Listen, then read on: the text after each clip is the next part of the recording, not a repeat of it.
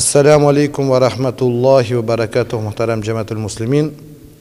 Бүгінгі көрішуімізде сіздің білән Құр'ан Кәрим Аллах Тәаләнең китабы, аның фазилаты һәм аның әһәмияты турында сөйләшеп үтәсе килгән иде. Һәм башлар идем Аллах Тәаләнең сүзләре белән. Бисмиллаһир-рахманир-рахим. Алиф лам мим. Заликал китабу ла райба фиһи худан лил муттақин. Раббыбыз Аллах Құр'ан Кәримнең 2-нче сүрәсендә әйтә: Ул шундый китаптыр ки, тақвалы бәндәләрне туры юлга, хидаят юлына күндерә. Һәм анда бер нинди шөбһә юк. Ие, Адәм баласы дөньяга килде. Аллаһ Тәалә яратты. Ләкин мәгълүм, билгеле, бу дөнья безнең өчен сынау. Сынау булгач, аның ниндидер авыр яклары да бардыр. Без белмәгән, я тәҗрибәбез булмаган эшләр килеп чыга. Гаилә тормышы булсын, җәмгыятьтә, яисә балаларыбызны үстергән хәлдә, я Аллаһ сакласын фаҗигалар, я фитнәләр килеп төшкән вакытта, Адәм баласын үзенне ничек тотырга һәм сакларга, гади көннәрдә, тыныч хәлләрдә ничек бәрәкәткә һәм матур, бәхетле, сәгадәтле тормышка ирешергә.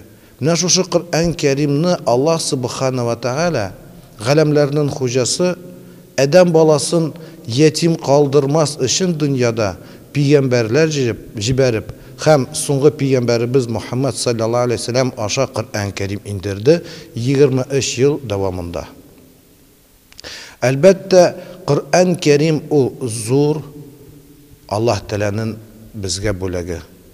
Анда күп мәгънәләр, күп хөкемләр, хәтта тарихи вакыйгалар безнең өчен гыйбрәт рәвешендә китерелгән.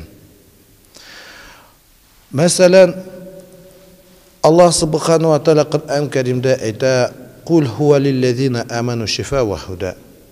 Эй Мухаммад, әйт, шушы Құр'ан Кәрим иман әһелләренә, ягъни Аллаһ Тәаләгә шын иман китергән бәндәләренә хидаят, ягъни туры юлны күрсәтүче һәм хәтта шифа бирүче. Барыбыз да авырып алабыз, хаста булабыз, ләкин күп хасталарның нигезе табиблар бүген әйтә, рухи яктан башлана икән.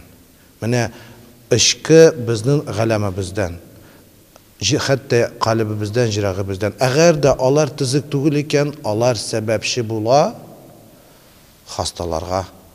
Пәйгамбәрбез дә әйтте саллаллаһу алейһи ва саллям: әгәр дә кемдер ботак белән үзен тырнаса, яисә абынса, я зур температура хәлгә төшсә, белсен, ул каффараттыр, ниндидер гөнаһлар өчен. Пәйгамбәрбез шул ук вакытта әйтә: Аллаһ Тәаләдән бөтен авыру һәм Аллаһ Тәаләдән бөтен шифа.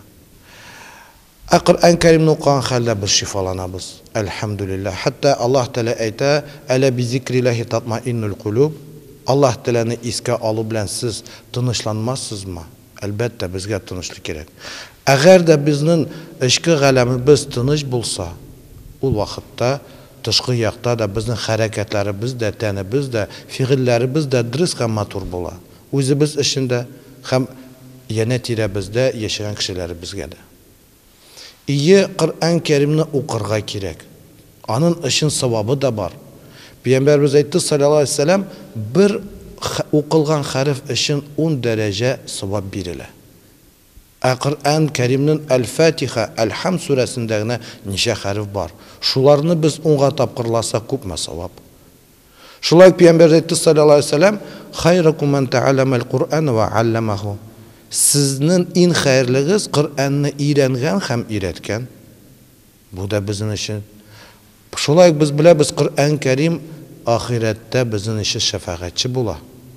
Шулай фәрештәләр әйтерләр: "Коръәнне укы, ничек син аны дөньяда укыгансың? Һәр укыган аят сайын син җәннәттә дәрәҗәңне үстерәсең, югары күтәреләсең." Құр'ан Кәримне укыган вакытта укыпна түгел, әтшенеп, мәгънәләрен аңлап, фикерләп укырга кирәк. Аллаһ Тәалә бу хакта Құр'ан Кәримдә әйтә: "Бисмиллаһир-рахманир-рахим. Афала ятадаббарунал Qur'ана ам ала кулубин акфалуха?" Алар Коръәнне төшенеп, аның өстендә фикерләмичә җириләрме? Яисә аларның калепләрендә йозаклар куелганмы? Шуңа күрә бүгенге көндә без үзебезнең бу дөньяда бәхетле яшәүбезне теләсәк, һәм дә ахирәткә дә үзебезне дөрес итеп әзерлибез дигәндә, һәм Аллаһ Тәгаләнең сынавын дөрес үтәбез дигән вакытта безгә Коръән Кәримгә кайтып на түгел ябышып, андагы фикерләр, мәгънәләрне аңлап яшәргә кирәк. Шул вакытта без һидаят юлдан баручылардан булырбыз. Һәм ул олы зур мирасны югалтмыйча балаларыбызга да өйрәтеп калдыра алабыз.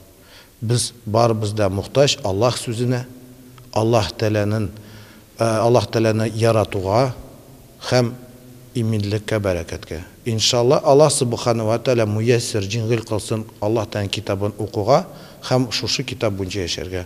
Ассаламу алейкум ва рахматуллахи ва баракатуһ.